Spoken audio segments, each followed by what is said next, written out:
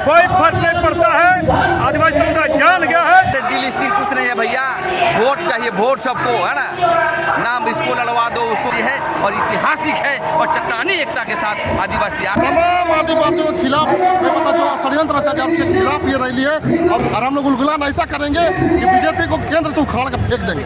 ये देख के उनका पीछे से आगे से पसीना चालू हो गया है। बाबूलाल मरांडी जी ढोकोसला है, मुंहखोटा लगा के आदिवासी को बीजेपी की दलाली कर रहे हैं।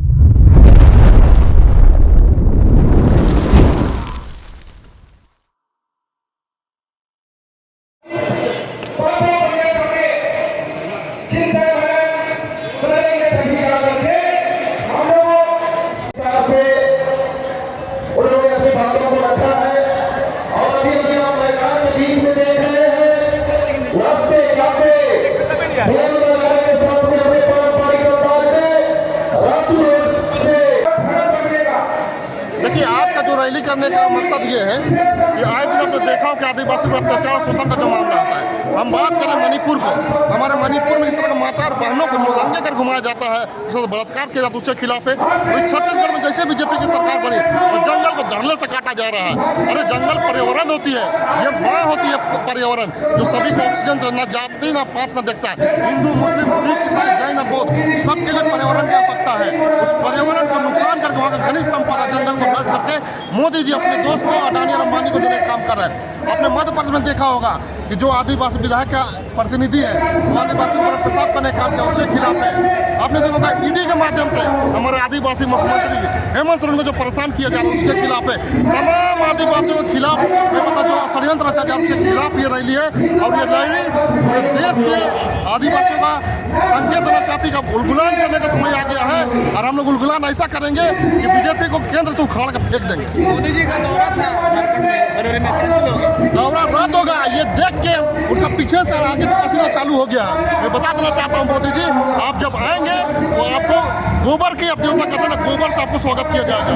आपको बता दें आपका जो विरोध होगा ना पूरा देश में लोग देखेगा, पूरा वर्ल्ड देखेगा। बाबूलाल मरांडी भी आदिवासियों के लिए रैली कर रहे हैं।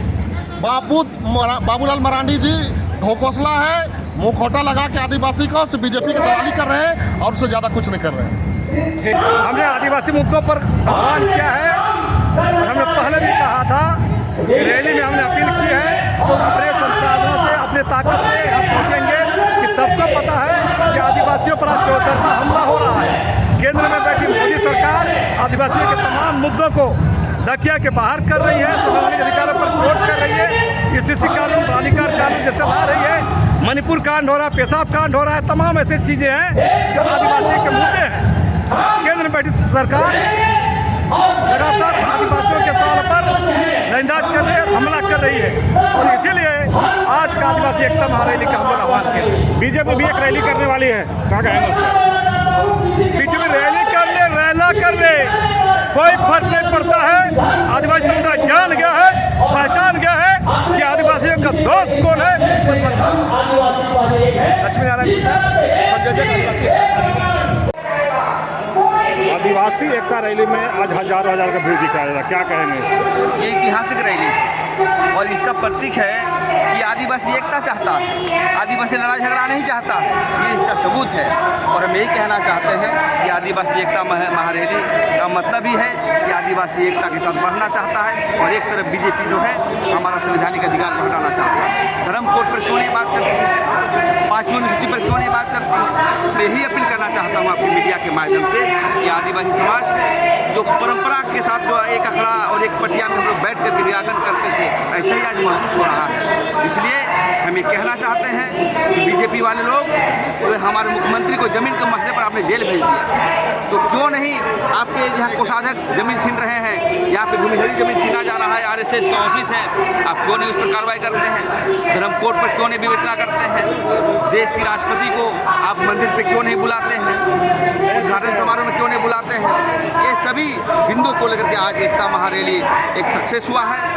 और आने वाला समय में जो भी हमारे जन विरोधी कानून को हटाने का प्रयास करेगा उसके खिलाफ गुलगुलान करने के लिए आज क्षण के जो बातें आएगी जनता के बीच जा करके हम लोग एक जनता के बीच जा करके जागरूकता करने का हम लोग काम करेंगे। क्या लगता है कि जो अब डीलिस्टिंग जो रैली हुआ था उससे ज़्यादा भीड़ या कम हुई? भीड़ कम है, इस पर मैं नहीं कहना चाहता हूँ। ये विचारधारा का भीड़ है और एक ऑर्गेनाइजेशन लाता है, हिंदू के लोग लाते हैं उसको, है ना, और वही लोग विरोध करता है जो इसी मैदान में 2017 में रघुवर दास CNTA को संशोधन कर रहा था और हम लोग ऐसे हजारों के भीड़ आए थे और वही लोग आज विरोध कर रहा है। इसलिए उसकी बातों को हम नहीं कहना चाहेंगे। हमारे भाई लोग भी कुछ लोग हैं जो भटक गए हैं, वो आ जाए हमारे साथ और झारखंड के विकास के पैमाने पर आगे बढ़ें। यही खूबसूरती है आदिवासियों का। और एकता रैली का मतलब आदिवासी नहीं, एकता रैली का मतलब है आदिवासी के साथ साथ जो भी जमात रहता है झारखंड में उसको विकास के पैमाने पर आगे बढ़ाना है और झारखंड को ऊंचाई पर पहुंचाना है। ये आदिवासी एकता रैली का मकसद है। जो डिलिस्टिंग का मांग कर रहे थे, आप भीड़ देख करके क्या करें, क्या कहेंगे? अरे डिलिस्टिंग कुछ नहीं है भैया, वोट चाहिए, वोट सबको, है ना। नाम इसको लड़वा दो, उसको करा दो, मंदिर बना दो, मस्जिद बना दो। अरे भैया आप क्यों पेशाब कर रहे हो माथे पर? तुम जो है छत्तीसगढ़ में क्यों जंगल काट रहे हो? जंगल में बचाता हूँ, तुम काटते हो। ये बहुत दुर्गति आने वाला है देश में। ये आदिवासी एकता रैली आदिवासियों का नहीं है। झारखंड में जो वासी रहते हैं वो एकता और अखंडता के साथ हम लोग चाहते हैं कि आगे बढ़े, लेकिन आदिवासी इसलिए बात करते हैं कि 100 वर्षों से उसको शोषण और दमन हुआ है, उसको अधिकार मिलना चाहिए, उसको नौकरी मिलना चाहिए, जमीन मिलना चाहिए और अधिकार जो दिए गए हैं उसको मिलना चाहिए। इसीलिए आज हम लोग आदिवासी एकता रैली है और ऐतिहासिक है और चट्टानी एकता के साथ आदिवासी आकर के उन्मूलन और संबोधन कर रहे हैं। आदिवासी एकता महारैली में आए, क्या कहेंगे? देखिए, आज आदिवासी एकता महारैली में पूरे झारखंड से 32 अनुसूचित जाति के लोग और उनका प्रतिनिधि शामिल हुए हैं।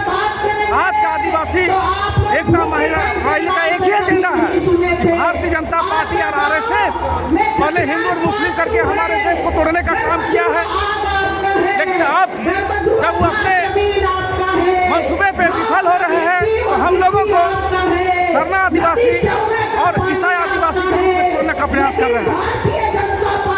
जितने भी RSS के एजेंट हैं उन लोग का कहना है कि डिलिस्टिंग किया जाए, तो हम कहना चाहते हैं कि डिलिस्टिंग होना चाहिए, लेकिन अगर आदिवासी से मिशनरी बना हुआ व्यक्ति का डिलिस्टिंग होगा तो आदिवासी से हिंदू वर्ग में बना हुआ व्यक्ति का भी डिलिस्टिंग होना चाहिए। हम लोग एक मांग करते हैं। भाजपा के लोग भी एक रैली करने वाले हैं, क्या कहेंगे? देखिए, लोकतंत्र है, लोकतंत्र में रैली किया जा सकता है, लेकिन लड़ाई मुद्दे पे होनी चाहिए।